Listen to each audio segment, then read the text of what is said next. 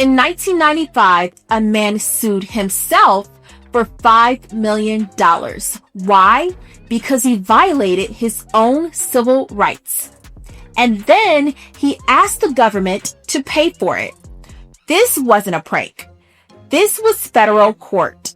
Welcome to America's legal system, where apparently you can be the plaintiff, the defendant, and the disappointment all at once. Meet Robert Lee Brock. In 1995, he was serving 23 years for breaking and entering and grand larceny. So he had all the time in the world to sue himself. Brock claimed that drinking alcohol caused him to break the law and his religious beliefs. He believed his sins were worth $5 million. But there was one major problem. He was dead broke. So he wanted the state to pay because he couldn't work, and he was a ward of the state. The judge called the lawsuit totally ludicrous and dismissed the lawsuit as frivolous.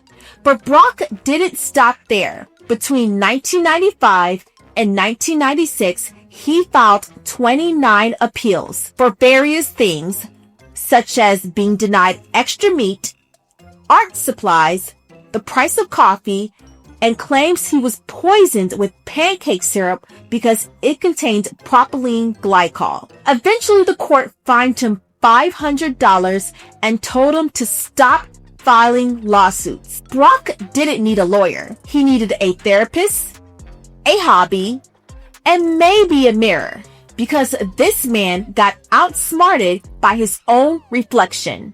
What does this case say about the system?